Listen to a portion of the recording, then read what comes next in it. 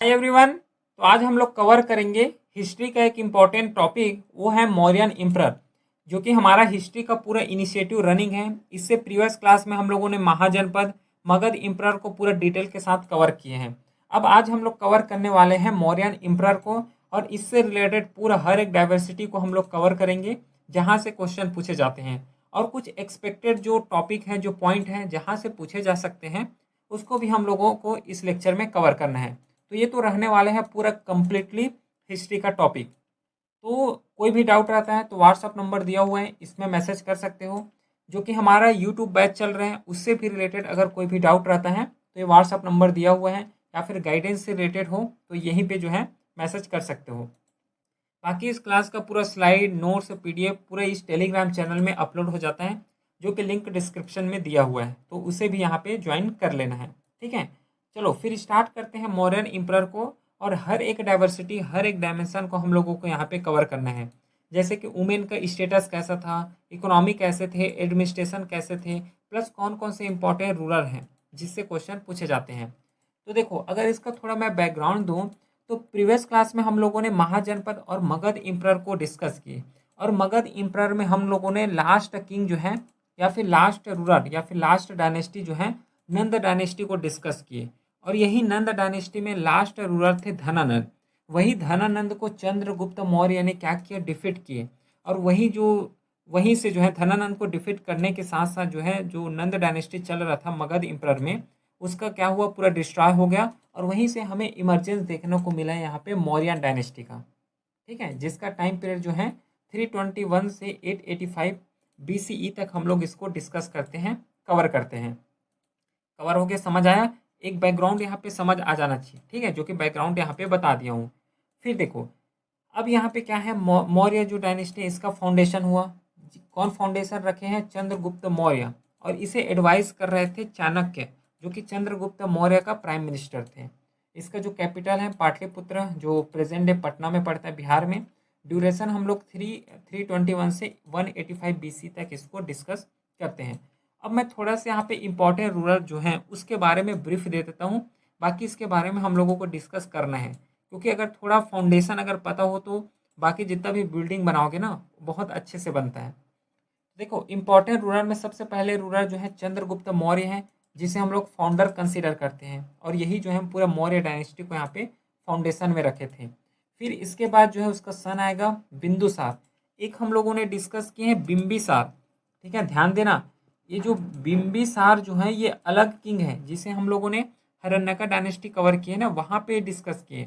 और ये जो बिंदुसार है ये अलग है, जो कि ये मौर्यन डायनेस्टी से रिलेट करता है, जो कि सन है चंद्रगुप्त का।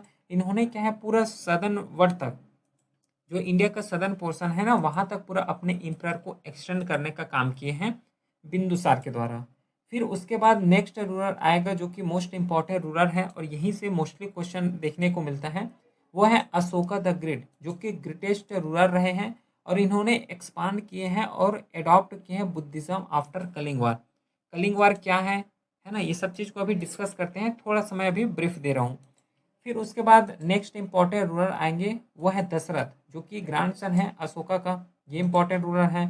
फिर नेक्स्ट रूलर आएंगे बृहद्रथ, जो कि लास्ट मौर्य रूलर रहेंगे, और इसी को जो है किल कर देंगे पुष्यमित्र शुंग के द्वारा। और यहीं से जो है डायरेक्टली एक शुंग डायनेस्टी का फाउंडेशन हमें देखने को मिलेगा। ठीक है, तो ये तो रहा कुछ इंपॉर्टेंट 5 रूलर, और यहीं से जो है क्वेश्चन देखने को मिलता है मेजोरिटी। समझ आ गया? अब देखो, यहाँ तक हम लोगों ने एक फाउंडेशन बिल्ड कर लिया, और इम्पॉर्टेंट रूरल के बारे में भी हम लोगों ने यहाँ पे ओवरव्यू देख लिए। अब ओवरव्यू देख लिए तो अब ये भी पता होना चाहिए कि कहाँ से हमें पता चला कि मौर्यन डायनेस्टी थे। इतना सारे इंपॉर्टेंट हम लोगों ने रूरल डिस्कस कर रहे हैं, तो ये रूरल थे कहाँ, है ना, कहाँ से पता चला इस रूरल के बारे में? तो हमें बताते हैं सोर्सेस। तो अब हमें डिस्कस करना है कि मौर्यन डायनेस्टी का सोर्सेस कहाँ थे, कैसे हमें पता चला इसके बारे में। तो देखो, तो मेजोरिटी हम लोग जो कंसीडर करते हैं वो दो टाइप के सोर्सेस होते हैं, है ना। दो टाइप के सोर्सेस हम लोग कंसीडर करते हैं। एक को हम लोग बोलते हैं लिटरेरी सोर्सेस, और बाकी डिफरेंट डिफरेंट भी सोर्सेस हैं, लेकिन मेजोरिटी जो है एक सोर्सेज जो है literary sources one of the important होता है। बाकी अदर सोर्सेज में जैसे कि आर्कियोलॉजिकल सोर्सेज, ये दो सोर्सेज जो है बहुत इंपॉर्टेंट हैं। और सोर्सेज होते हैं, लेकिन दो सोर्सेज ज़्यादा इंपॉर्टेंट होते हैं, एक आर्कियोलॉजिकल और एक होता है हिस्टोरिकल। हिस्टोरिकल मतलब यहाँ पे लिटरेरी सोर्सेज। बाकी जैसे कि न्यूमिस्मेटिक हो गया जो क्वाइन से हमें पता चलता है, इपिग्राफिक हो गया जो कि इंस्क्रिप्शन से पता चलता है। तो वन बाई करके पूरे को हम लोगों को यहाँ पे कवर करना है, क्योंकि मैं यहाँ पे डिस्कस करा रहा हूँ, पूरा कंप्लीटली डिस्कस करा रहा हूँ, है ना, पूरा कंप्लीटली नोट्स के फॉर्म में हर एक डायमेंशंस को यहाँ पे बता रहा हूँ, है ना, इसीलिए जो है हर एक डायमेंशन को यहाँ पे कवर कर रहे हैं। तो लिटरेरी सोर्सेज का अगर बात करेंगे तो लिटरेरी सोर्सेज में अर्थशास्त्र आता है। अच्छा, लिटरेरी सोर्सेज का मतलब ये होता है कि कोई बुक्स लिखे गए हैं, है ना, कहीं पे हमें बुक्स के बारे में पता चला, कहीं पे जो है पत्थर में इन जो है इंस्क्राइब कर दिए हैं, इसको हम लोग लिटरेरी सोर्सेज बोलते हैं। मेजरली जो लिटरेरी सोर्सेज को डिफाइन किया जाता है कि कोई टेक्स्ट के फॉर्म में मिल गया, कोई बुक्स के फॉर्म में मिल गया, वहाँ से जो इन्फॉर्मेशन मिलता है उसको हम लोग जो है लिटरेरी सोर्सेज कंसिडर करते हैं। और उसी में one of the important most important literary sources है वो है अर्थशास्त्र, जिसे लिखे गए हैं कौटिल्य, कौटिल्य बोलो या फिर चाणक्य बोलो। इसमें पूरा डिटेल में बताए गए थे कि जो मौर्यन एम्परर का एडमिनिस्ट्रेशन कैसा था, मौर्यन एम्परर में इकोनॉमी कैसे थे, किस तरीके से स्पियोनेज थे, टैक्सेशन सिस्टम कैसा था, गवर्नेंस सिस्टम कैसे थे मौर्य डायनेस्टी के अंदर, ये सब चीज़ को यहाँ पे बताएं। फिर नेक्स्ट लिटरेरी सोर्सेज के बारे में डिस्कस करते हैं, वो है इंडिका, जिसे मेगास्थनीज के द्वारा लिखे गए। इंडिका एक बुक का नाम है, अर्थशास्त्र जो है एक बुक का नाम है जिसे कौटिल्य के द्वारा लिखे गए थे। इंडिका एक बुक का नाम है जिसे मेगास्थनीज के द्वारा लिखे गए थे। इसे जो है ग्रीक एम्बेसडर जो चंद्रगुप्त के हैं मौर्यन कोर्ट में थे, जो फॉरेन अकाउंटर थे, जो मेगास्थनीज हैं फॉरेन अकाउंट रखते थे, इन्होंने जब इंडिया में आए तो इंडिया के बारे में लिखे, और किसके डायनेस्टी में आए, मौर्य डायनेस्टी के बारे में आए, मतलब मौर्य डायनेस्टी के टाइम में आए, इसलिए क्या है ये मौर्य डायनेस्टी के बारे में ही लिखे कि उसका सोसाइटी कैसा था, एडमिनिस्ट्रेशन कैसे करते थे, ओवरऑल इकोनॉमी कैसा था मौर्यन डायनेस्टी का, ये सब चीज़ के बारे में इंडिका में बताए गए। फिर कुछ बुद्धिस्ट टेक्सेस हैं जैसे कि दीपवंश हो गया, महावंश हो गया, इसमें भी अशोका का लाइफ कैसा था, कैसे कलिंग वार हुआ और उसके बाद कैसे जो है बुद्धिज़्म में कन्वर्ज हुए, स्पीड ऑफ बुद्धिज़्म कैसे किए, ये सब चीज़ के बारे में कुछ इंपॉर्टेंट बुद्धिस्ट टेक्सेस हैं, ये भी यहाँ पे बताते हैं। समझ आया लिटरेरी सोर्सेज के बारे में। बाकी जैसे कि जैन टेक्स्ट हो गया, क्योंकि देखो जो मौर्यन डायनेस्टी या फिर अशोकन डायनेस्टी है या फिर अशोकन जो रूलर आए, इसी कंटेम्प्ररी में गुप्ता नहीं, इसी जो कंटेम्प्ररी में जो बुद्धिज़्म हो गया, जैनिज़्म हो गया, इन सब चीज़ का भी फ्लरिश देखने को मिला है। मतलब मौर्यन डायनेस्टी और ये जो बुद्धिज़्म जैनिज़्म ये कंटेम्प्ररी थे। यहाँ से क्वेश्चन पूछ सकते हैं, है ना, कॉन्सेप्चुअल पूछे तो। फिर इपिग्राफिक एक अदर सोर्सेस है। इपिग्राफिक का मतलब होता है इंस्क्रिप्शन, ठीक है, जैसे कि कोई पत्थर हो गया वहाँ पे जो है उखेड़ के या फिर अबाइसल करके वहाँ पे लिख दिए, है ना, कोई पिलर हो गया वहाँ पे लिख दिए, इसको हम लोग क्या बोलते हैं, इंस्क्रिप्शन बोलते हैं, जिसे अशोका ने इशू किए। और अशोका के बारे में जितना भी हम लोग इडिक्ट कंसिडर करेंगे, जैसे कि रॉक इडिक्ट हो गया, माइनर पिलर हो गया, मेजर पिलर हो गया, तो इस तरीके से जो है इंस्क्राइब किए गए और उसमें बताते थे कि हम लोगों ने ये स्कीम लाए, इस तरीके से हमारा जो धर्म है उसको प्रोपोगेट किए, है ना, एडमिनिस्ट्रेशन इस तरीके से कर रहे हैं। तो इंस्क्रिप्शन भी एक इम्पॉर्टेंट पिलर रहा है, जहाँ से हमें सोर्सेज मिलता है इस पूरे मौर्यन डायनेस्टी के बारे में। फिर आर्कियोलॉजिकल सोर्सेज का अगर बात करोगे तो आर्कियोलॉजिकल में जैसे कि कुछ रिमेन्स मिल गए, है ना, हॉर्सेज मिल गए, उसका रिमेन्स मिल रहे हैं, ह्यूमन बींग्स का या फिर कुछ बुक्स का रिमेन्स मिल रहे हैं, वहाँ से हमें पता चलता है कि यहाँ पे मौर्यन डायनेस्टी थे। ठीक है, जैसे कि excavation reveal Mauryan art, architecture, है ना, जैसे कि अशोकन पिलर हो गया, स्तूपा हो गया, अर्बन प्लानिंग हो गया, इन सब चीज़ से हमें पता चल जाता है कि जो मौर्यन एम्परर हैं ये एग्जिस्ट करते थे। फिर अदर सोर्सेज का बात करोगे तो नुमिस्मेटिक सोर्सेज, नुमिस्मेटिक सोर्सेज मतलब क्वाइन। अब क्वाइन से कैसे पता चलेगा, देखो अगर सपोज मौर्यन डायनेस्टी में अगर कुछ मौर्यन डायनेस्टी का अगर हमको क्वाइन मिल गया, अगर क्वाइन में किंग का इमेज है तो हम लोग पता लगाते थे कि जो है किंग वहाँ पे सुप्रीमेसी रहा होगा। अगर कुछ लैंग्वेज में कुछ लिखा होगा तो हम लोग ये पता लगाएंगे कि वो जो लैंग्वेज लिखा है वही लैंग्वेज का यूज़ कर रहे होंगे। तो इस तरीके से डिफरेंट डिफरेंट क्वाइन में अगर डिफरेंट डिफरेंट फिगर इमेज बना रहे हैं तो हम लोग इससे अंदाज़ा लगाते हैं कि ये जो फिगर है इसको शायद पूछते होंगे, है ना। तो यहीं से पता चल जाता है कि प्रोवाइड एविडेंस ऑफ ट्रेड का एविडेंस भी बताते हैं, है ना, इसी से इकोनॉमी लिंक होता है, state control during Mauryan period, ये सब चीज़ जो है पूरा सोर्सेज में हम लोग कवर करते हैं और इस सब चीज़ को यहाँ पे बताते हैं। ठीक है, समझ आया। तो ये तो रहा पूरा सोर्सेस के बारे में ओवरऑल। और सोर्सेस के बारे में क्वेश्चन आएगा तो यहीं से ही क्वेश्चन आता है मेजोरिटी, ठीक है, जो कि हम लोगों ने यहाँ पे कवर कर लिए। अब पारी है कि वन बाय वन करके पूरे जितना भी गुप्ता रूरल हैं जो कि इंपॉर्टेंट, जैसे कि चंद्रगुप्ता हो गया, फिर उससे उसके बाद जितना भी रूरल आएंगे उसको वन बाय वन करके थोड़ा डिटेल में आप कवर करते हैं। तो देखो सबसे पहले जो इम्परर आए है ना मौर्यन इम्परर में, तो वो है चंद्रगुप्त मौर्य। इसका जो फाउंडर है, फाउंडर यही है ना, मौर्यन डायनेस्टी का फाउंडर इन्होंने किया है। और इन्होंने जो है फर्स्ट लार्ज सेंट्रलाइज इम्परर बनाए। प्रॉपर जो है सेंट्रलाइज किंग थे, किंग के बाद उसका मंत्री परिषद था, मंत्री परिषद में भी डिफरेंट डिफरेंट डिपार्टमेंट है। एट प्रेजेंट जो सिनारियो हम लोग देखते हैं वही सिनारियो यहाँ पे भी हमें देखने को मिला है। चंद्रगुप्त मौर्य के टाइम में पूरा सेंट्रलाइज इम्परर देखने को मिला है। फिर इसका जो कैपिटल है पाटलिपुत्र, प्रेजेंट जो पटना बिहार पड़ते हैं वही है। फिर टाइम पीरियड हम लोग इसका 321 से 297 BCE, यही हम लोग टाइम पीरियड इसका कंसीडर करते हैं। और इसे एडवाइस किए गए थे, पहले ही बताया था, जो इसका प्राइम मिनिस्टर है कौटिल्य, या फिर इसी को विष्णुगुप्त बोल रहे हो, चाणक्य बोल रहे हो, जो कि ऑथर है अर्थशास्त्र का, प्राइम मिनिस्टर रहे हैं इसका। चंद्रगुप्त मौर्य का प्राइम मिनिस्टर चाणक्य रहे हैं। कहाँ से पता चला है कि सोर्सेज जो है अर्थशास्त्र हो गया, इंडिका हो गया। अब ये सब चीज़ क्या है, अब ये क्वेश्चन नहीं आना चाहिए, क्योंकि अभी तो हम लोगों ने पूरा सोर्सेज को डिस्कस किए हैं कि अर्थशास्त्र क्या है, इंडिका क्या है। तो ये सब क्वेश्चन नहीं आना चाहिए, इसको जस्ट वन लाइन में पढ़ना है, आगे निकलना है। फिर राइज टू पावर कैसे हुआ, बताया था कि जो धनानंद जो लास्ट रूलर थे, नंद डायनेस्टी का लास्ट रूलर धनानंद थे, उसको ओवरथ्रो किए और यहीं से चंद्रगुप्त मौर्य ने अपना मौर्य डायनेस्टी स्थापित किए। ठीक है, किसके हेल्प से, चाणक्य के हेल्प से। ये तो रहा पूरा जो है चंद्रगुप्त मौर्य। अब देखो चाणक्य का चाणक्य जो है एक मेंटर थे, एडवाइजर थे, तो थोड़ा चाणक्य के बारे में हम लोग इस यहाँ पे डिस्कस करते हैं। चाणक्य हम लोगों को जो है कौटिल्य भी बोलते हैं, विष्णुगुप्त भी बोलते हैं, जो कि कंटेम्प्ररी रहे हैं जैनिज़म्स के, बुद्धिज़्म के। इसलिए तो जैनिज़्म टेक्सेस में, बुद्धिज़्म टेक्सेस में हमें जो है पूरा मौर्यन डायनेस्टी के बारे में पता चलता है, कंटेम्प्ररी रहे हैं इसलिए तो पता चलता है। He was the author of Arthashastra, जो कि एक ट्रिटी है on political strategy and governance, है ना। अर्थशास्त्र जो एक ट्रिटी है पॉलिटिकल स्ट्रेटजी में, गवर्नेंस के रेस्पेक्ट में। The play Mudrarakshasa by the Vishakha Datta, written by during the Gupta period, narrate Chandragupta accession to throne of the Magadha emperor and the exploit of his chief adviser Chanakya. देखो यहाँ तक जो मुद्र राक्षस है जिसे विशाखा दत्त के द्वारा लिखे गए हैं, यहाँ पे भी बताए हैं कि कैसे जो है मगध इंप्रर को कंट्रोल किए हैं। मगध इंप्रर को जो लास्ट रूलर थे धनानंद, उसको डिफीट करके एक मौर्य डायनेस्टी यहाँ पे इंप्रर इस्टाब्लिश किए गए थे with the adviser of Chanakya. ये भी जो है मुद्र राक्षस जो विशाखा दत्त के द्वारा लिखे गए हैं, यहाँ पे भी हमें मेंशन मिलता है। फिर मेगास्थनीस जो कि एक ग्रीक जो ये ट्रेवलर थे, he was a Greek ambassador, इसे सेंड किए गए थे सेलेकस निकेटर के द्वारा।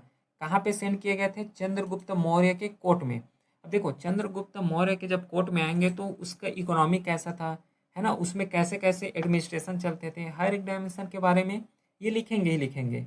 तो इन्होंने इंडिका लिखे और इंडिका में मेंशन किए हैं physical, administrative and cultural feature के बारे में। फिर Megasthenes mention that the famine has never visited India, यहाँ तक भी लिखे हैं कि जो फेमाइन है इंडिया में कभी नहीं आया। क्यों नहीं आया, क्योंकि नरिश फूड जो है सप्लाई होता था, क्योंकि वेल्थ के लिए जाने जाते थे इंडिया। तो इस तरीके से जो है मेगास्थनीस ने भी पूरे सोसाइटी के बारे में, है ना, फिर फेमाइन नहीं आया, इस तरीके से डिफरेंट डिफरेंट एक्सपेक्ट में लिखे थे। फिर एक इंस्क्रिप्शन है, इंपॉर्टेंट इंस्क्रिप्शन, वो है जूनागढ़ का इंस्क्रिप्शन।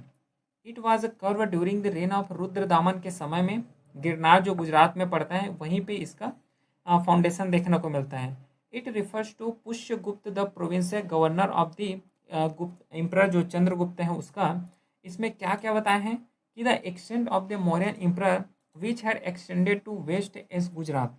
तो जो जूनागढ़ इंस्क्रिप्शन है उसमें बताए हैं कि जो पूरा मौर्यन एम्परर है ना, मौर्यन एम्परर डायरेक्टली कहाँ पर एक्सटेंड था, वेस्ट में, गुजरात के वेस्ट तक चला गया था। फिर it recorded the construction of Sudarshan lake in the 4th century during the Chandragupta Maurya. तो जो चंद्रगुप्त मौर्य हैं वहाँ पे भी कंस्ट्रक्शन देखने को मिला है जिसे सुदर्शन लेक बोलते हैं, उसका भी कंस्ट्रक्शन यहाँ पे हुआ है। आई होप कि यहाँ तक पूरा समझ आ गया होगा। तो देखो यहाँ तक हम लोगों ने डिस्कस किए गए हैं कुछ पर्सनालिटी के बारे में, जैसे कि चाणक्य हो गया है, मेगास्थनीज हो गया है, इवन कुछ जो है इंपॉर्टेंट इंस्क्रिप्शन के बारे में भी हम लोगों ने यहाँ पे डिस्कस किए। तो देखो हम लोग चंद्रगुप्त मौर्य डिटेल में कवर कर रहे थे। तो अब चंद्रगुप्त का कुछ अगर मेजर अचीवमेंट का अगर बात करें तो इन्होंने जितना भी नदन इंडिया है ना, ये रहा कुछ नदन इंडिया का पार्ट, तो पूरे नदन इंडिया को इन्होंने क्या किए, पूरा यूनिफाइड करने का काम किए। और ये भी पता है कि जो नंद डायनेस्टी है उसको इन्होंने क्या किए, हरा के डिफीट करके मौर्यन डायनेस्टी को इस्टाब्लिश किए। फिर नेक्स्ट अगर बात करोगे अगर फॉरेन रिलेशन का, तो ट्रीटी किए हैं Seleucus Nicator gain Afghanistan Baluchistan part of Iran is exchange for 500 war elephant and marriage alliance भी इन्होंने किए हैं। तो देखो ट्रीटी किए हैं सिलेकस निकेटर जो कि 300 बीसी हम लोग इसको कंसिडर करते हैं। तो फॉरेन रिलेशन अगर बात करोगे तो फॉरेन रिलेशन रखते थे। फिर मेगास्थनीस ने send a Greek ambassador to his court, Megasthenes को भी एक एज एम्बेसडर इसके कोर्ट में जो है भेजे गए थे।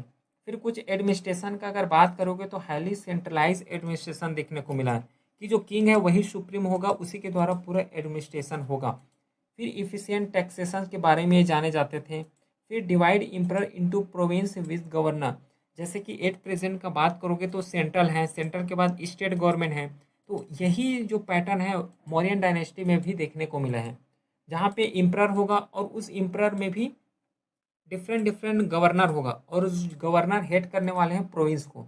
मतलब सेंट्रल में इम्परर होगा और इम्परर के अंदर डिफरेंट डिफरेंट प्रोविंस होगा जिसे गवर्नर वहाँ पे हेड करने वाले हैं। तो एडमिनिस्ट्रेशन सिस्टम यहाँ पे पूरा सेंट्रलाइज फॉर्म में देखने को मिला है।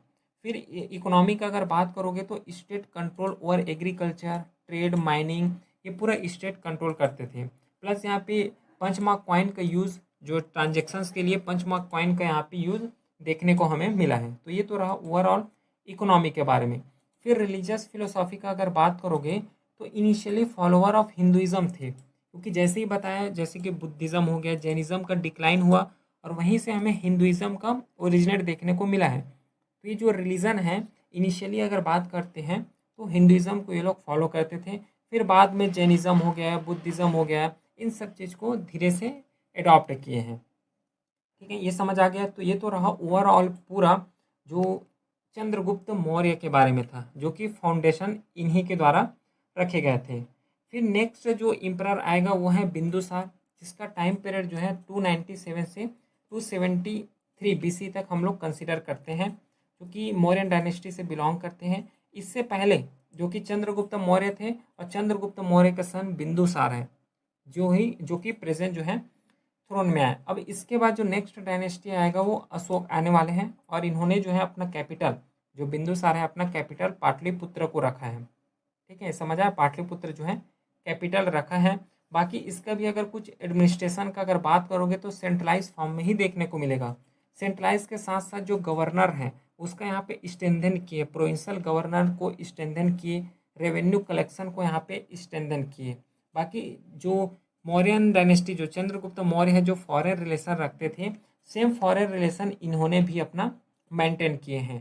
टेरिटोरियल एक्सपांसन का अगर बात करोगे तो जो सदर्न इंडिया है वहाँ पे टेरिटोरियल एक्सपांसन करने का काम इसी के द्वारा किए गए हैं, बिंदुसार के द्वारा। जैसे कि चंद्रगुप्त मौर्य है पूरा नदर्न इंडिया को कंसोलिडेट किए हैं, सेम जो बिंदुसार है ये पूरे सदर्न इंडिया तक अपना एक्सपांसन करके गए। जैसे कि मैसूर हो गया कर्नाटका, यहाँ तक जो है एक्सपांसन देखने को मिला है। और ये जो है मोस्टली जो बिंदुसार ऐसे बोले जाते हैं कि ये जो आजीविका सेक्ट है, इसी आजीविका सेक्ट को ये फॉलो करते थे। फिर जो चाणक्य कौटिल्य हैं, इन्होंने इनिशियली एज अ मिनिस्टर की तरह काम किए हैं, जो कि जैसे कि चंद्रगुप्त मौर्य के ये प्राइम मिनिस्टर रहे हैं कौटिल्य। फिर इकोनॉमिक कंडीशन में पंचमार्क कॉइन यहाँ पे भी कंटिन्यू देखने को मिला है। इसी के साथ जो है टैक्स सिस्टम में बहुत ज़्यादा इफिशिएंट देखने को मिला है। जो ट्रेड हो गया ये कंट्रोल हो गया, ट्रेड कंट्रोल यहाँ पे बहुत ज़्यादा देखने को मिला है। तो ये तो रहा कुछ ओवरऑल जो है बिंदुसार के बारे में। अब बिंदुसार के बारे में जस्ट नेक्स्ट रूलर आएंगे वो है अशोका द ग्रेट, और यही जो है मोस्ट इम्पॉर्टेंट यहाँ पे रूलर होने वाले हैं। इन्होंने भी अपना जो कैपिटल है ये पाटलिपुत्र ही रखा है। ठीक है, पाटलिपुत्र ही रखा है। और इन्होंने इनिशियली जो है जो अशोका है ये गवर्नर रहे हैं उज्जैन का, तक्षशिला का। एज ए गवर्नर यहाँ पे इन्होंने काम किया, उसके बाद डायरेक्टली ये थ्रोन में आए।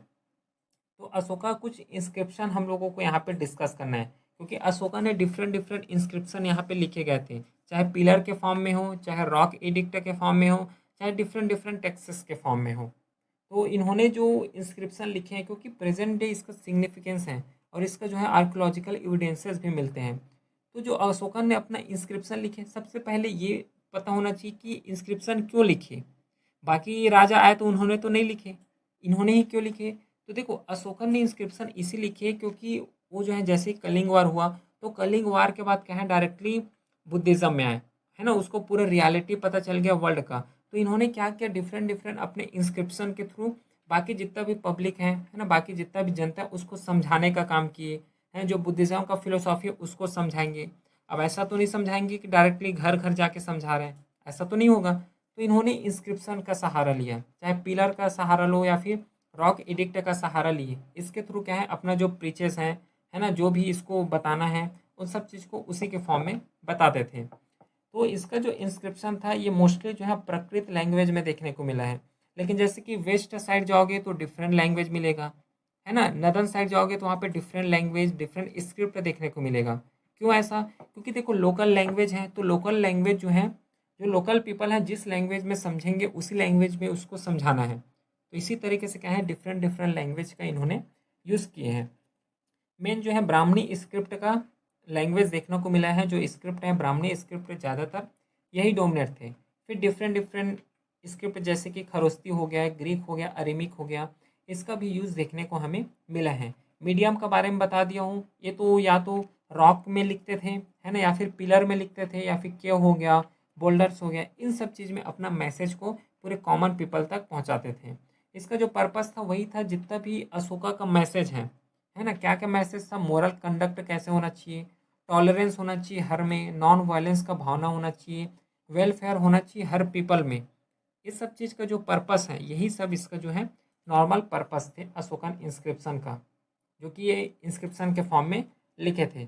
और इसका जो इंस्क्रिप्शन है, जो लैंग्वेज है, इसे डिसिफर किए गए थे बाई जेम्स प्रिंसेस के द्वारा, है ना, 1837 में इसका पूरा डिस्कवर हुआ, डिसिफर हुए। नंबर ऑफ इडिक्ट्स का अगर बात करोगे तो 33 यहाँ पे इंस्क्रिप्शंस फाउंड अक्रॉस इंडिया। और यहाँ पे इवन नेपाल हो गया, पाकिस्तान हो गया, अफगानिस्तान हो गया, यहाँ तक भी इंस्क्रिप्शन जो है हमें देखने को मिला है। इडिक्ट्स का मतलब होता है कि जो इंस्क्रिप्शन है उसी को हम लोग यहाँ पे इडिक्ट्स कंसिडर कर रहे हैं। ठीक है, तो देखो इंस्क्रिप्शन है तो डिफरेंट डिफरेंट टाइप का इंस्क्रिप्शन हमें देखने को मिला है। कहीं क्यों में फॉर्म देखने को मिल रहा है, कहीं पिलर में देखने को मिल रहा है ना। तो इसी के टाइप में हम लोगों को अभी डिस्कस करना है कि डिफरेंट डिफरेंट टाइप क्या थे इंस्क्रिप्शन का। तो एक टाइप था मेजर रॉक एडिक्ट, जो कि हमें 14+ देखने को मिलता है, जो कि मोस्टली प्राकृत लैंग्वेज ब्राह्मणी स्क्रिप्ट खरोस्ती स्क्रिप्ट में ही देखने को मिला है। और मेन कंटेंट का इसमें बात करोगे, जो मेजर रॉक एडिक्ट हैं, मोरल कंडक्ट कैसा होना चाहिए, सोशल कंडक्ट कैसा होना चाहिए, एडमिनिस्ट्रेटिव रिफॉर्म, रिलीजियस टॉलरेंस, इन सब चीज़ के बारे में डिस्कस करते थे मेजर रॉक एडिक्ट में। फिर माइनर रॉक एडिक्ट आता है, जो कि सेवरल माइनर रॉक एडिक्ट है, बहुत ज़्यादा माइनर रॉक एडिक्ट देखने को मिलता है। देखो मेजर रॉक एडिक्ट कहाँ पे इस्टेब्लिश किए जाते थे, जो मेजर मेजर टाउन हो गया, है ना, जो एकदम बहुत ज़्यादा अर्बनाइज है, सिटी एरिया है, वहाँ पे मेजर टाउन इस्टेब्लिश कर दिए जाते थे, मेजर रॉक एडिक्ट इस्टेब्लिश कर दिए जाते थे। फिर उससे नीचे जो है जितना भी अर्बन एरिया हो गया या फिर थोड़ा लोकल एरिया हो गया, उसमें जो है माइनर रॉक एडिक्ट इस्टेब्लिश कर दिए जाते थे, जो कि मोस्टली हमें प्राकृत लैंग्वेज का ही यूज़ देखने को मिलता है। इसमें क्या बताते थे माइनर रॉक एडिक्ट में, पर्सनल कन्फेशंस ऑफ फैथ होना चाहिए, अशोकन कन्वर्जन टू बुद्धिज़्म, कि कैसे कन्वर्ज हुआ बुद्धिज़्म में, इसको बारे में माइनर रॉक एडिक्ट से पता चलता है। फिर फॉलोइंग धम्म, जो धम्म है, धम्म का मतलब है कि कैसे हमें लिविंग होना चाहिए, कैसे अपना जीवन को यापन करना चाहिए, क्या क्या रूल्स और रेगुलेशन होना चाहिए, इसमें जो है धम्म में प्रोपागेट करते थे धम्म के थ्रू। तो ये सब चीज़ जो है माइनर रॉक एडिक्ट से हमें पता चलता है। फिर मेजर पिलर, है ना, पिलर है तो कुछ में मेजर पिलर और माइनर पिलर इस तरीके से क्या है डिवाइड किए हैं।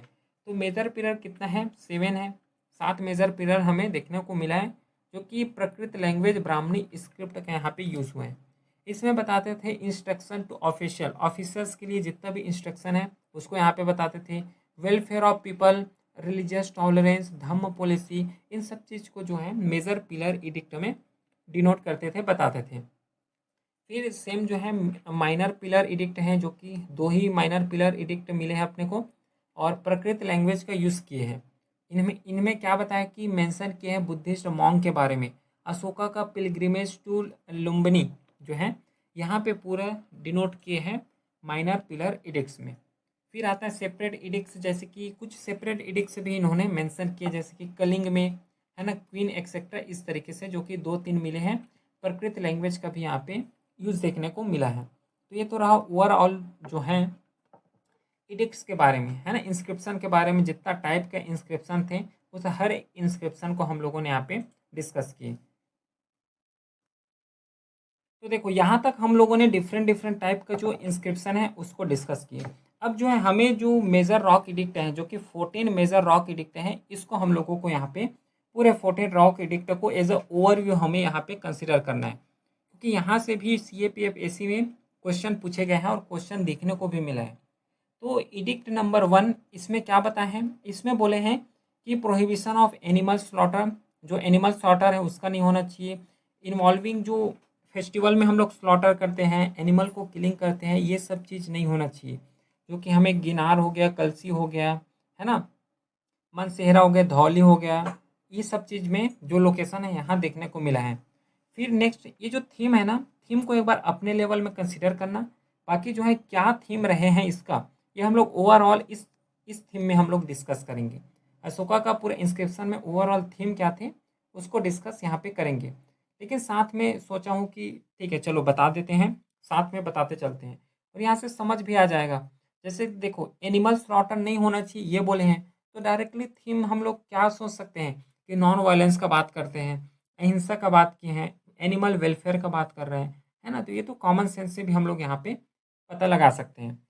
फिर सेकंड जो है मेजर रॉक एडिक्ट है, जो कि यहाँ पे बताएं कि provision for medical treatment of man animal, construction of wells का, है ना, प्लांटिंग ऑफ ट्रीज हो गया, मेंशन ऑफ चोला पांड्या, इन सब चीज़ का जो है मेंशन किए गए हैं इसमें सेकंड रॉक एडिक्ट में, मेजर रॉक एडिक्ट में, जो कि बताते हैं पब्लिक वेलफेयर को, फॉरेन रिलेशन कैसे थे, क्योंकि यहाँ पे चोला पांड्या जो कि संगम एज में डिस्कस करते हैं उसके साथ रिलेशन कैसे थे, ये सब चीज़ को बताते थे यहाँ पे, क्योंकि इसका मेजर लोकेशन यहाँ पे लिखा गया है, यहीं पे फाउंड हुआ है। फिर थर्ड रॉक एडिक्ट है जिसमें से रेस्पेक्ट होना चाहिए पेरेंट का, टीचर का, प्रिस्ट का, kindness to serve, appointment of official to speed Dhamma, जिसे हम लोग धम्म महामंत्रस बोलते हैं, जो कि श्रीलंका में अपने जैसे कि महेंद्र हो गया इसको भेजे थे, है ना, जिससे बुद्धिज़्म का जितना भी फिलोसॉफी है उसको वहाँ पे प्रोपागेट कर सको, टीच कर सको। तो थर्ड रॉक एडिक्ट में यही सब चीज़ का बात करते हैं। रेस्पेक्ट होना चाहिए एल्डर्स का, जो कि ये मोरल कॉन्डक्ट का बात करते हैं, है ना, एडमिनिस्ट्रेटिव एथिक्स का यहाँ पे बात करते हैं। फिर फोर्थ रॉक एडिक्ट जो कि Dhamma has lead to social progress, moral behaviour prefer over rituals, है ना, जो मोरल बिहेवियर है ना, जो पर्सन के साथ बिहेवियर अच्छा होना चाहिए, रिचुअल्स करो या ना करो लेकिन यहाँ पे बिहेवियर अच्छा होना चाहिए, ये जो है फोर्थ मेजर रॉक एडिक्ट में बताए हैं, जो कि मोरल प्रोग्रेशन का एक थीम है। फिर फिफ्थ रॉक एडिक्ट का अगर बात करोगे तो धम्म महामंत्रस को इन्होंने अपॉइंट किए हैं for welfare for people including women and various sects को, जो कि धम्म एडमिनिस्ट्रेशंस का यहाँ पे थीम रहा है। फिर जो है सिक्स मेजर रॉक एडिक्ट जो कि Ashoka's constant concern for the welfare of people, order official to report at all time, ये सब चीज़ को डिनोट किए हैं, जो कि गुड गवर्नेंस, रिस्पॉन्सिवनेस, इसको यहाँ पे बताते हैं। फिर नेक्स्ट अगर बात करते हैं, नेक्स्ट है 7 जो rock edict major rock edict हैं, जो कि टॉलरेंस होना चाहिए among all religious sect, mutual respect होना चाहिए जितना भी सेक्ट हैं, जितना भी रिलीजियस हैं, जो कि ये रिलीजियस हार्मोनी को यहाँ पे बताते हैं। फिर नेक्स्ट है जो कि नाइन्थ का जो रॉक एडिक्ट के बारे में देखोगे तो कंडेम किए हैं यूजलेस रिचुअल, जितना भी हम लोग रिचुअल्स कर रहे हैं, हाई फाई रिचुअल्स कर रहे हैं जो कि यूजलेस हैं, है ना, उसका कोई अर्थ नहीं है, उसको इन्होंने निंदा किए हैं। सेरेमनी जो कर रहे हैं उसका निंदा किए हैं और इन्होंने इम्फेसाइज किए हैं कि प्योरिटी होना चाहिए, सेल्फ कंट्रोल होना चाहिए, इन सब चीज़ को यहाँ पे नाइन्थ रॉक एडिक्ट में बताए हैं, जो कि इथिकल लिविंग ओवर रिचुअलिज्म, इसको यहाँ पे डिनोट करते हैं। फिर टेंथ जो मेजर रॉक एडिक्ट है जिसमें से true glory lies not in a fame but in a spirit Dhamma, जो अपना ग्लोरी है, जो अपना फेम बढ़ा सकते हो अपने से नहीं, धम्म को स्पिरिट करके बढ़ा सकते हो, ये बताए हैं। जो कि ट्रू ग्रेटनेस के बारे में बताते हैं, ह्यूमैनिटी के बारे में ये बताते हैं, जो कि थीम रहा है। फिर 11 रॉक एडिक्ट है, जो कि Dhamma is the best gift virtue like compassions gratitude and truthfulness. क्योंकि ये जो धम्म है, धम्म में क्या बताते थे, धम्म में बताते थे कि नॉन वायलेंस होना चाहिए, नॉन वायलेंस के साथ इल्डर्स का रेस्पेक्ट होना चाहिए, बुद्धिज़्म के फिलोसॉफी को फॉलो करना चाहिए, मिडिल पाथ को फॉलो करना चाहिए। ये सब चीज़ जो है धम्म में ही बताते थे। ठीक है, तो वही तो बोले हैं, Dhamma is the best gift virtue, जो कि हमें 11th जो रॉक एडिक्ट है इसमें मेंशन देखने को मिलता है, जो कि धम्म एज अ मोरल कंडक्ट, ये इसका थीम है। फिर नेक्स्ट जो 12th रॉक एडिक्ट के बारे में देखोगे तो strong message of religious tolerance, all sect should respect each other, ये जो है इस चीज़ के बारे में बताया है, जो कि रिलीजियस टॉलरेंस हारमोनी, ये जो है मेजर इसका थीम है।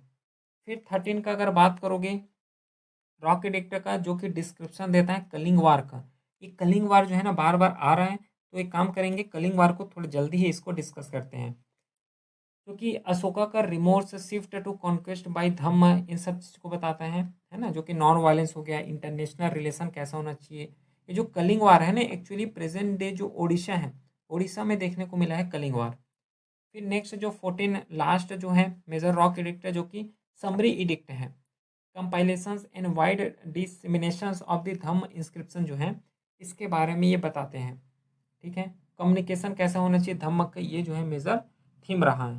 तो ये तो रहा कुछ पूरे ओवरऑल मेजर रॉक एडिक्ट है, और यहाँ से क्वेश्चन आता है, इसलिए इसे हम लोगों ने डिस्कस किए हैं। तो यहाँ तक हम लोगों ने डिस्कस करने के बाद जो है हम लोग एक अपने से जो है थीम यहाँ पे ऑर्गेनाइज कर सकते हैं क्या, कि जो है धम्म का मोरल लॉ इन्होंने डिफाइन किए हैं।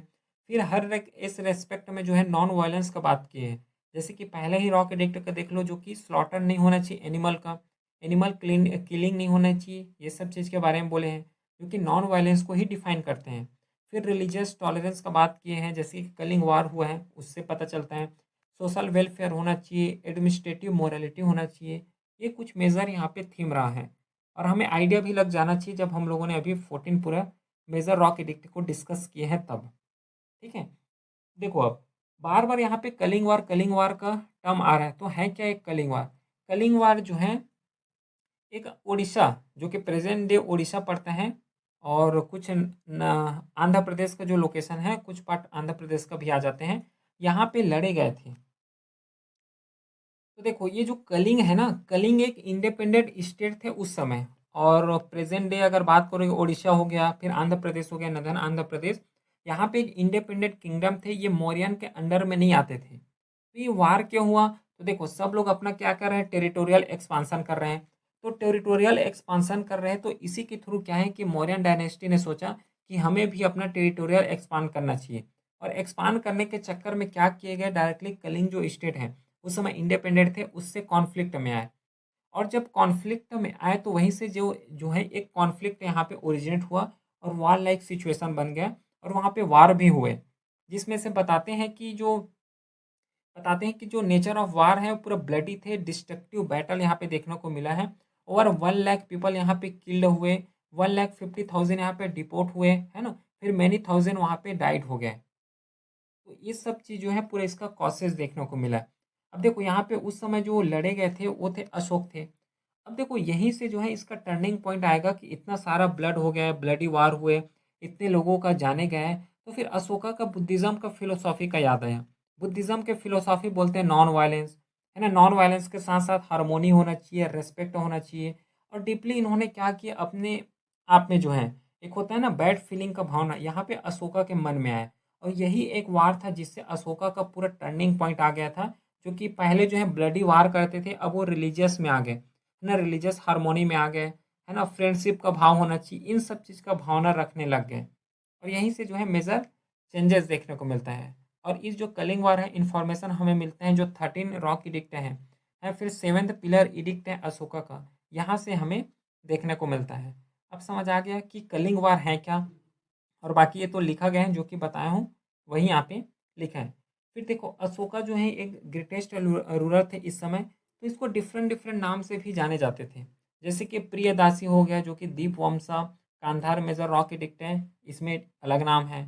अशोका मौर्य जो कि जूनागढ़ रॉक एडिक्ट है, इससे पता चलता है। अशोका वर्धना जिसे हम लोग पुराण में कंसिडर करते हैं। अशोक जिसे हम लोग मस्की हो गया। यहाँ पे कुछ सोर्सेस हैं और उससे जो है डिफरेंट डिफरेंट नाम से जाने जाते थे। ठीक है इतना।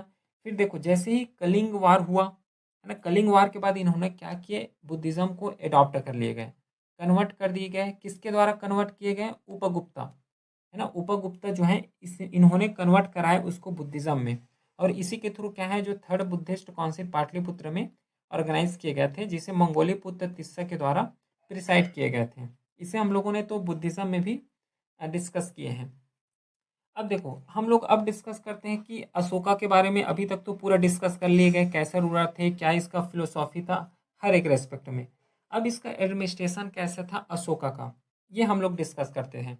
तो देखो प्रीवियसली भी जितना भी रूलर आए पूरे सेंट्रलाइज तरीके से ही एडमिनिस्ट्रेशन करते थे। साथ में जो अशोकन एडमिनिस्ट्रेशन है ये भी जो है सेंट्रलाइज ही थे। फिर कुछ ऑफिशियल्स जैसे कि महामंतस हो गया है जो कि ऑफिसर है धम्म को। तो दो जो धम्म है, धम्म को पूरा प्रोपागेट करने का काम किसका था? महामंतस का था। ठीक है। फिर धम्म महामंतस जिसे अभी जो कि स्पेशल ऑफिसर टू इन्फोर्स धम्म हो गया, प्रमोट करना है वेलफेयर, है ना, ओवरसी करना है मोरल कंडक्ट को। ये सब चीज़ किसका ड्यूटी था? धर्म महामंतस की ड्यूटी। फिर लोकल एडमिनिस्ट्रेशन में जैसे कि तक्षशिला हो गया, उज्जैन हो गया, है ना, जो province governor by royal princess, इसी के द्वारा क्या है लोकल एडमिनिस्ट्रेशन चलता था। जुडिशरी में यहाँ पे ह्यूमन जस्टिस था, नो अनजस्ट इम्प्रिजनमेंट का प्रिंसिपल यहाँ पे फॉलो करते थे। नो अनजस्ट इम्प्रिजनमेंट, अगर कोई निर्दोष है तो उसे भी यहाँ पे जजमेंट नहीं होना चाहिए, मतलब यहाँ पे कोई जेल का कॉन्सेप्ट ऐसा था नहीं। फिर बाकी ये तो पूरा वेलफेयर का ही ये बात करते थे।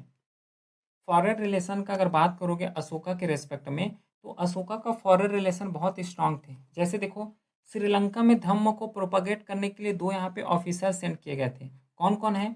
महेंद्र है और संघमित्र है। इसे भेजे गए थे जिसे हम लोग क्या बोलते हैं? धम्म महामंतस बोलते हैं। और जो उस समय जो श्रीलंका है उसको क्या बोलते थे? सेलोन बोलते थे। ठीक है। जो श्रीलंका है उसको सेलोन बोलते थे। सीरिया हो गया, इजिप्ट, ग्रीस, मैकेडोनिया हो गया, इन सब चीज़ में पूरा फॉरेन रिलेशन था अशोक का। बाकी फिर नेक्स्ट आर्ट एंड आर्किटेक्चर के अगर बारे में देखेंगे तो यहाँ पे मोनोलिथिक सैंडस्टोन का यूज़ करते थे। एक सिंगल पिलर है और यही सिंगल पिलर को पूरा कार्व कर करके पूरा डिज़ाइन देते थे। फिर हाईली पॉलिश्ड सरफेस देखने को मिलता है विद एनिमल फिगर, जैसे कि सारनाथ हो गया, है ना, सारनाथ एक फिगर है ना, तो वहाँ पे क्या है डिफरेंट डिफरेंट एनिमल का भी यहाँ पे डिपिक्शन देखने को मिला है अशोका के टाइम में। जैसे कि देखो लायन सारनाथ पिलर यहाँ पे दिया गया है। फिर स्तूपा का बारे में देख लो, जो कि सांची का स्तूपा है, बरहौत का स्तूपा है, सारनाथ स्तूपा है। यहाँ से हमें जो है आर्ट एंड आर्किटेक्चर के बारे में जो अंडर अशोका है पूरा कलर के साथ हमें जो है डिफाइन होता है, यहाँ पे देखने को मिलता है। फिर देखो यहाँ तक हम लोगों ने डिस्कस किया पूरा अशोक के बारे में, जितना भी इम्पोर्टेंट रूलर थे हैं, चाहे बिंदुसार हो गया, चंद्रगुप्त मौर्य हो गया, फिर अशोका हो गया, हर एक को हम लोगों ने यहाँ पे डिटेल के साथ कवर कर लिए। उसका एडमिनिस्ट्रेशन कैसे थे, फॉरेन रिलेशन कैसे थे, ये तो हो गया पूरा कवर। अब वन बाई करके हम लोग ओवरऑल मौर्यन एम्परर का एडमिनिस्ट्रेशन कैसा था, सोसाइटी कैसे थे, इकोनॉमी कैसे थे, इसको अब डिस्कस करते हैं। क्योंकि देखो इंडिविजुअली तो हम लोगों ने कवर कर ही चुके हैं, अब ओवरऑल डिस्कस करते हैं। और देखो यहाँ तक कवर करने के बाद अब पूरा आइडिया लग जाना चाहिए कि उसका एडमिनिस्ट्रेशन कैसा था, है ना। तो एडमिनिस्ट्रेशन कैसा था? सेंट्रल लेवल में डिवाइड किए गए थे, उसके बाद जो है सेंट्रल लेवल के साथ प्रोविंशियल लेवल में डिवाइड थे, और प्रोविंशियल के बाद जो है लोकल लेवल में डिवाइड थे। इसको अच्छे से समझना है तो एट प्रेजेंट में जो सिनारियो है, सेंट्रल गवर्नमेंट है, सेंट्रल गवर्नमेंट के बाद स्टेट गवर्नमेंट पड़ता है, स्टेट गवर्नमेंट के बाद लोकल गवर्नमेंट पड़ता है। सेम कॉन्सेप्ट जो है मौर्यन डायनेस्टी में भी हमें देखने को मिला है। ठीक है। जैसे कि ऑफिसर्स का अगर बात करोगे कि चक्रवर्ती या फिर किंग है, यही जो है सुप्रीम अथॉरिटी रखते थे। यही जो है लॉ मेकर है, जज हैं, कमांडर इन चीफ हैं, हेड ऑफ एडमिनिस्ट्रेशन है, सब चीज़ जो है हेड यही थे। कौन थे? किंग थे। इसीलिए तो इसको पूरा सेंट्रलाइज किंग बोल रहे हो, सेंट्रलाइज एडमिनिस्ट्रेशन हम लोग कंसिडर करते हैं। फिर मंत्री परिषद थे, जैसे कि चीफ मिनिस्टर हो गया, जो कि एडवाइस करते थे किंग को, सुपरवाइज करते थे मिनिस्टर्स को, है ना, जितना भी पॉलिसी है उसको फॉर्मुलेट करने का काम चीफ मिनिस्टर के थे। फिर अमात्यास है, अमात्यास मतलब यहाँ पे मिनिस्टर होता है, जो कि मैनेज करते थे जितना भी डिपार्टमेंट है, जैसे कि फाइनेंस डिपार्टमेंट, मिलिट्री हो गया, जस्टिस हो गया, पब्लिक वर्क डिपार्टमेंट, इन सब चीज़ को पूरा मैनेज करने का काम जो है मिनिस्टर करते थे। और ये टर्म को याद रखना, मिनिस्टर को अमात्य बोलते हैं, चीफ मिनिस्टर यहाँ पे मंत्री बोल रहे हैं, क्योंकि टर्म बेस्ड क्वेश्चन आते हैं। फिर डिफरेंट डिफरेंट डिपार्टमेंट, जैसे कि सेनापति हो गया, सेनापति जो कि लीड आर्मी करते थे, है ना, आर्मी को लीड करते थे। डिफेंस स्ट्रेटजी कैसा होना चाहिए, मिलिट्री कैंपेन कैसे करेंगे, कैसे प्रोटेक्ट करेंगे टेरिटरी को, इन सब चीज़ का जो है रिस्पॉन्सिबिलिटी था सेनापति का।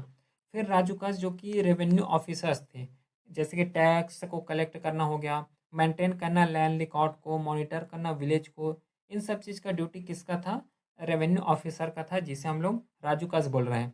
फिर धम्म महामंत्र है, धम्म महामंत्र का रिस्पॉन्सिबिलिटी यही था कि जो बुद्धिस्ट का फिलोसॉफी है या फिर जो धम्म है, ठीक है, जो धम्म है इसको प्रीचेस करना है ना, वेलफेयर करना पीपल को, और प्रमोट करना है वेलफेयर, इथिकल कंडक्ट कराना है, रिलीजियस टॉलरेंस के बारे में बताना है, अशोका का जो धम्म है उसको प्रोपोगेट करना है। ये सब चीज़ जो है इंपॉर्टेंट ऑफिशियल थे, जो कि रिस्पॉन्सिबिलिटी रखते थे। कौन रिस्पॉन्सिबल थे इन सब चीज़ के लिए, धम्म महामंत्रस थे। ये तो रहा ओवरऑल पूरा जो है किसके बारे में, सेंट्रल एडमिनिस्ट्रेशन, और सेंट्रल एडमिनिस्ट्रेशन में इन सब जो है ऑफिसर रहते थे। सेम जो है सेंट्रल एडमिनिस्ट्रेशन के बाद अब आते हैं प्रोविंशियल एडमिनिस्ट्रेशन के बारे में। तो प्रोविंशियल एडमिनिस्ट्रेशन भी एक तो प्रोविंस था, क्योंकि गवर्नर हो गया, कुमार हो गए, इसके द्वारा हेड किए जाते थे। और इसका जो वर्क वही था कि प्रोविंशियल में एडमिनिस्ट्रेशन करना है, मेंटेन करना है लॉ एंड ऑर्डर को, रिपोर्ट करना है किंग को, पूरे जो एडमिनिस्ट्रेशन कैसा चल रहा है उसके बारे में। तो ये तो प्रोविंशियल हो गया। प्रोविंशियल के जस्ट नीचे हमें जो है डिस्ट्रिक्ट देखने को मिलता है। डिस्ट्रिक्ट बोल लो, इसी को हम लोग विसिया बोल रहे हैं, जिसे विस्यापति के द्वारा हेड किए जाते थे।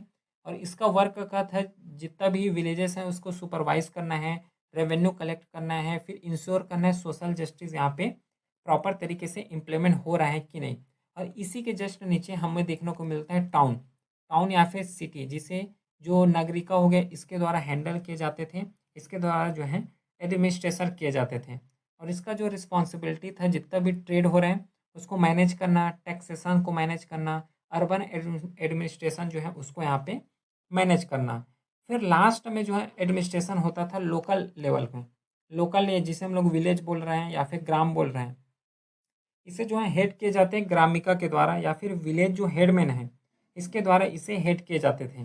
और इसका जो है वर्क था, ड्यूटी क्या थे, एडमिनिस्ट्रेशन करना विलेज को, है ना, लोकल जस्टिस प्रमोट करना, एग्रीकल्चर हो गया, टैक्सेशन हो गया, इन सब चीज़ को एडमिनिस्ट्रेशन करने का काम जो है लोकल गवर्नर का था। ठीक है, तो देखो यहाँ तक 3 लेवल हैं, एक लोकल गवर्नमेंट, फिर प्रोविंशियल गवर्नमेंट, और थर्ड जो है सेंट्रल गवर्नमेंट। अब यही जो है पूरा मौर्यन एम्परर का एक एडमिनिस्ट्रेटिव यूनिट था, और यहीं से पूरा एडमिनिस्ट्रेशन का काम जो है चलता था। ठीक है, समझ आ गया। अब देखो यहाँ पे भी हमें जो है डिफरेंट डिफरेंट डिपार्टमेंट भी देखने को मिला है।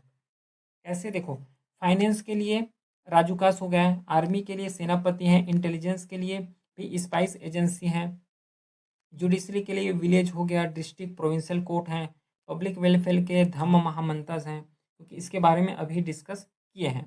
ठीक है, तो की नोटेबल अगर देखोगे तो हाईली सेंट्रलाइज देखने को मिला है, इंटेलिजेंस ऑफिसर्स भी देखने को मिला है यहाँ पे।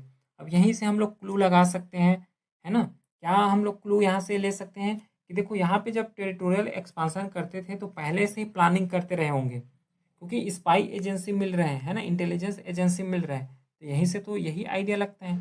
फिर धम्म महामंत्र हो गया, इसको भेजते थे जितना भी अशोका का धम्म है उसको प्रीच करने के लिए। ठीक है, ये समझ आ गया एडमिनिस्ट्रेशन कैसा था। फिर नेक्स्ट लेवल हम लोग डिस्कस करते हैं कि मौर्यन का जुडिशरी कैसे थे। ठीक है, तो जुडिशरी का अगर बात करूँ इम्परर या फिर सेंट्रल लेवल में कैसे थे, प्रोविंस लेवल में कैसे थे, डिस्ट्रिक्ट लेवल में कैसे थे, इसको डिस्कस करते हैं। तो इम्परर लेवल में मतलब पूरा किंगडम में, जो कि इसका कोर्ट है पूरा होल किंगडम में लागू होने वाला है, इसमें जो है चक्रवर्ती जो है किंग है उसी के द्वारा ये हेड किए जाएंगे, जो कि ये सुप्रीम जज थे, फाइनल अपलेट अथॉरिटी इसी के पास था। फिर प्रोविंशियल लेवल में बात करोगे तो कुमार हो गया, गवर्नर हो गया, जो कि प्रोविंशियल कोर्ट को सुपरवाइज करते थे, हेड करते थे, हियर करते थे अपील फ्रॉम डिस्ट्रिक्ट हो गया, मेंटेन करते थे लॉ एंड ऑर्डर को, है ना, ये सब चीज़ जो है डिस्कस किए अभी एडमिनिस्ट्रेशन में। फिर डिस्ट्रिक्ट लेवल में जो कोर्ट थे जो कि विश्वपति के द्वारा जो है हेड किए जाते थे, जो कि सुपरवाइज करना है विलेज को, कलेक्ट करना रेवेन्यू को, ये इसका जो है एम था। फिर टाउन लेवल में जो कि नगर अध्यक्ष हो गया, इसके द्वारा जो है कोर्ट लगाए जाते थे। तो ये मौर्यन जुडिशरी है। जो एडमिनिस्ट्रेशन में जो ऑफिसर्स थे ना, जो हैंडल करते थे, वही ऑफिसर जो है जुडिशरी को भी हैंडल कर रहे हैं। देख लो क्लियरली, यहाँ से हमें समझ आ रहा है। जो लोकल लेवल में जो ऑफिसर हैंडल करते थे, वही ऑफिसर जो है जुडिशरी को भी यहाँ पे हैंडल कर रहे हैं। ठीक है, ये समझ आ गया। तो देखो, अब यहाँ तक डिस्कस किया है हम लोगों ने एडमिनिस्ट्रेशन को, जुडिशरी को। अब बात आता है कि मौर्यन का इकोनॉमी कैसा था, किस तरीके से ट्रेड करते थे, कैसा एग्रीकल्चर इकोनॉमी था। तो नेचर ऑफ इकोनॉमी यहाँ पे हमें एग्रेरियन ही देखने को मिलेगा। तभी तो यहाँ पे टैक्सेशन का बात आ रहा है। टैक्स कहाँ से लोगे? एग्रीकल्चर से ही लोगे। तो यहाँ पे भी जो है प्रीडोमिनेटली एग्रीकल्चर ही थे। एग्रीकल्चर ही यहाँ पे यहाँ का जो इकोनॉमी का बैकबोन था। प्लस यहाँ पे हमें जो है ट्रेड है, इंटरनल ट्रेड, एक्सटर्नल ट्रेड दोनों ही देखने को मिला है। और प्रीवियसली हम लोगों ने यहाँ तक डिस्कस किया है और यहाँ तक पहुँच गए हैं, तो समझ भी आ रहा है कि ट्रेड पैटर्न यहाँ पे कैसा था, क्योंकि इंटरनल और एक्सटर्नल ट्रेड पैटर्न था। एग्रीकल्चर में मेन क्रॉप जैसे कि राइस हो गया, barley, wheat, sugar cane, cotton, oil seed, ये जो है मेन यहाँ का एग्रीकल्चर प्रोडक्ट थे। और इरिगेशन जो है सिस्टम, वेल हो गया, टैंक हो गया, कैनल हो गया, इन सब चीज़ का इरिगेशन था। बाकी जो है लैंड है फर्टाइल देखने को मिला है, क्योंकि मगध एरिया है ना, बिहार का एरिया है, जहाँ की गंगा रिवर यहाँ पे बह रहा है। तो गंगा रिवर है, रिवर के पास कोई भी अगर स्टेट है, मतलब फर्टाइल ज़मीन देखने को मिलेगा। अब फर्टाइल है तो वहाँ पे जो एग्रीकल्चर प्रोड्यूस है वो ज़्यादा से ज़्यादा देखने को मिलता है। लैंड क्लासिफाई किए गए थे बेस्ड ऑन फर्टिलिटी।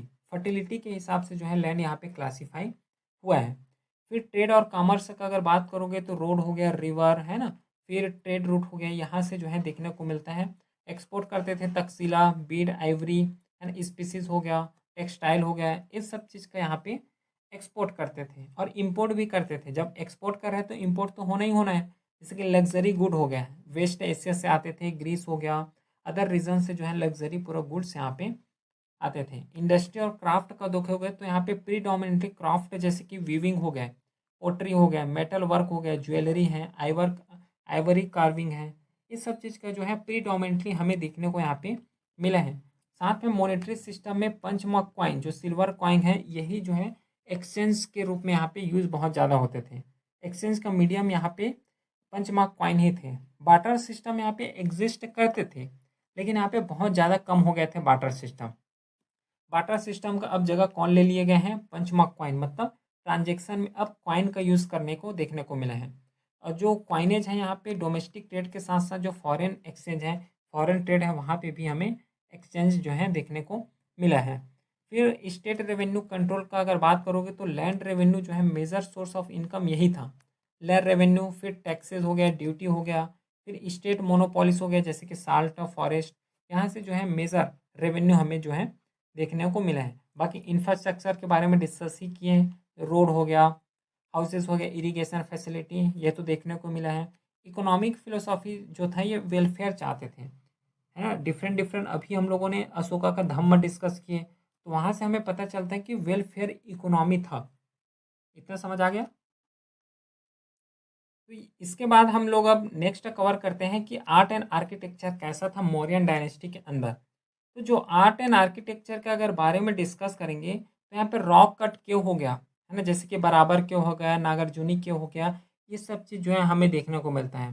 प्लस जितना भी बुद्धिज़्म से रिलेटेड जैसे कि स्तूपा हो गया, है ना, ये सब जो सैंपल है यहीं से इमर्ज होना स्टार्ट हो गए थे। लेटर अशोकन इस एक सेकेंड, ठीक है, ठीक, जो आर्किटेक्चर यहाँ पे स्तूपा को जो है अर्ली सिंपल स्तूपा हो गया, फिर लेटर अशोकन स्तूपा, है ना, रिलिक्स के साथ, ये सब चीज़ जो है हमें देखने को मिलता है। फिर यहाँ पे पैलेस हो गया, फोर्ट्स हो गया, ये सब चीज़ जो है मोस्टली हमें वुड का हो गया, ब्रिक का हो गया, यही सब जो है देखने को मिलता है, जो कि मेगास्थनीज के द्वारा इसे मेंशन भी किए गए हैं। स्कल्पचर का अगर बात करोगे तो इस स्टोन स्कल्पचर हो गया, ये पूरा लार्ज स्केल में देखने को मिला है। क्योंकि देखो जब पिलर के बारे में हम लोग डिस्कस करते हैं तो पिलर में ही इरेक्ट हो रहा है, पिलर में ही इंस्क्रिप्शन देखने को मिला है। देखो यहाँ पे लिखा गया है, क्योंकि अशोकन पिलर जो कि पूरा पॉलिश्ड सैंडस्टोन से बना था। एनिमल कैपिटल हो गया, एनिमल फिगर हो गया, उसमें डिपिक्ट करना ये कॉमन हो गए थे। जिसके मोटिव का लायन हो गया, एलिफेंट, बुल, लोटस हो गया, ज्योमेट्रिकल पैटर्न, इन सब चीज़ जो है पैटर्न देखने को हमें मिला है। बाकी इडिक्ट्स एंड इंस्क्रिप्शन के बारे में हम लोगों ने डिस्कस कर चुके हैं। पेंटिंग के अगर बारे में देखोगे तो यहाँ पे लिमिटेड एविडेंस देखने को मिला है। पेंटिंग जो है मोस्टली हर्षवर्धन हो गया या फिर जब अर्ली मिडिवल इंडिया आएगा वहाँ पे पेंटिंग का इमरजेंस जो है ज़्यादा देखने को मिलेगा। लेकिन यहाँ पे भी था, लेकिन बहुत लिमिटेड पेंटिंग देखने को मिले हैं। और इसका जो थीम है मोस्टली रिलीजियस हो गया, रॉयल हो गया, इसी का जो है पेंटिंग करते थे। कॉइन जो है पंचमार्क सिल्वर कॉइन पढ़े हैं इसको। फिर इसका अगर फिलोसॉफी का अगर बात करोगे रिलीजियस का, तो बुद्धिज़्म को फॉलो करते हैं, जैनिज़्म को। फिर वैदिक रिलीजन्स कंटिन्यू यहाँ पे पैरेलल ही चल रहे थे। जो वैदिक रिलीजन है ये भी यहाँ पे पैरेलल चल रहे थे, क्योंकि देखो यहाँ पे इतना ज़्यादा बुद्धिज़्म हो गया, जैनिज़्म हो गया, वैदिक हो गया, तो स्वाभाविक बात है कि यहाँ पे एजुकेशन फील्ड में एडवांसमेंट देखने को मिलेगा। जैसे कि सेंट्रल थे एजुकेशन उस समय, बिहार हो गया, मगध हो गया, ये जो है सेंट्रल एडमिनिस्ट्रेशन यूनिट थे। और जो कि लैंग्वेज थे प्राकृत हो गया, संस्कृत हो गया, यही जो है लैंग्वेज ज़्यादा से ज़्यादा पढ़ाते थे एजुकेशन में, यही मिलते थे। ठीक है। फिर नेक्स्ट हम लोग डिस्कस करते हैं अगला जो है कि कैसे मौर्यन डायनेस्टी का डिक्लाइन हुआ। ठीक है, डायनेस्टी है ये, कैसे मौर्यन डायनेस्टी का डिक्लाइन यहाँ पे हुआ। तो कई रीज़न है यहाँ पे मौर्यन डायनेस्टी का डिक्लाइन का। सबसे पहले वीक रूलर। अशोक जो है ना ये सबसे ज़्यादा स्ट्रांग थे। अब अशोक के बाद जितना भी डायनेस्टी आएंगे वो पूरा जो है वीक डायनेस्टी के रूप में ही जाने जाएंगे। ये कि जो है मोस्ट इंपॉर्टेंट रीज़न यही है कि वीक सक्सेशन देखने को मिला है। फिर एडमिनिस्ट्रेटिव इश्यू, क्योंकि ओवर सेंट्रलाइज मैक मैनेजमेंट डिफिकल्ट, क्योंकि देखो हर चीज़ जो है कोई डिसीजन लेना है तब भी पूरा सेंट्रल गवर्नमेंट होगा वही डिसीजन लेंगे, मिलिट्री का डिसीजन वही लेंगे, इकोनॉमी का डिसीजन वही लेंगे। तो इतना ज़्यादा सेंट्रलाइज होने की वजह से जो है एक बर्डन होता है ना, ये आना स्वाभाविक था। जैसे कि करप्शन हो गया है ना, लोकल प्राइसिंग यहाँ पे इंक्रीज हो गया, हैवी यहाँ पे ब्यूरोक्रेसी देखने को मिला है। तो सेंट्रल एडमिनिस्ट्रेशन में इशू यही आएगा कि ओवर सेंट्रलाइजेशन देखने को मिला है। साथ में इकोनॉमिक डिक्लाइन, जैसे कि ओवर टैक्सेशन ऑन एग्रीकल्चर, जिससे क्या है रूरल डिस्ट्रेस हो गया है, trade and state revenue decrease होना स्टार्ट हो गया है। क्योंकि देखो फर्टाइल एरिया है तो फर्टाइल एरिया भी एक लिमिट तक ही प्रोड्यूस कर पाएंगे, लेकिन अगर ज़्यादा से ज़्यादा टैक्स लगा दोगे तो इकोनॉमी डिक्लाइन होना स्वाभाविक बात है। फिर मिलिट्री वीकनेस हो गया है, जैसे कि अनडिसिप्लिन आफ्टर अशोका, अशोका का डेथ हुआ उसके बाद जो है मिलिट्री, क्योंकि वीक रूरल रूरल है ना, राजा ही अगर कमज़ोर है तो जितना भी मिलिट्री हो गया तो कमज़ोर होना ही होना है। फिर रीजनल रिवॉल्ट देखने को मिला है, ये भी एक मेजर रीज़न है। कल्चरल एंड रिलीजियस चेंजेस, जैसे कि decline in state patronage of Buddhism, resurgence of the वैदिक रिलीजियस ट्रांजिशन, ये सब चीज़ जो है कल्चरल एंड रिलीजियस इम्पैक्ट भी था। फॉरेन इन्वेजन हुआ है, उसके बाद साथ में डायरेक्टली क्या हो गया, इंड हो गया डायनेस्टी का। ये तो कुछ मेजर यहाँ पे डिक्लाइनिंग का रीज़न रहा है जिसके थ्रू पूरा जो है हमें ये डिक्लाइन देखने को मिला है। फिर देखो यहाँ पे जो है इंपॉर्टेंट ऑफिसर्स हैं, मतलब की टर्म बेस्ड हैं, तो की टर्म बेस्ड को अपने लेवल में यहाँ पे डिस्कस करना है, जैसे कि हर लेक्चर में हम लोग यहाँ पे करते हैं। तो अपने लेवल में इसको कवर करना, ये भी अपने लेवल में ही करना है।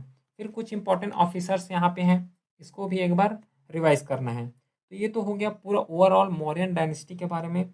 इसे हम लोग ने हर एक डायमेंशन को कवर किए कि सोसाइटी कैसे था, इकोनॉमी कैसे थे, है ना, पॉलिटिकल सिस्टम, एडमिनिस्ट्रेशन यूनिट, फिर डिफरेंट डिफरेंट पूरा किंग के बारे में भी हम लोगों ने डिस्कस किए हैं।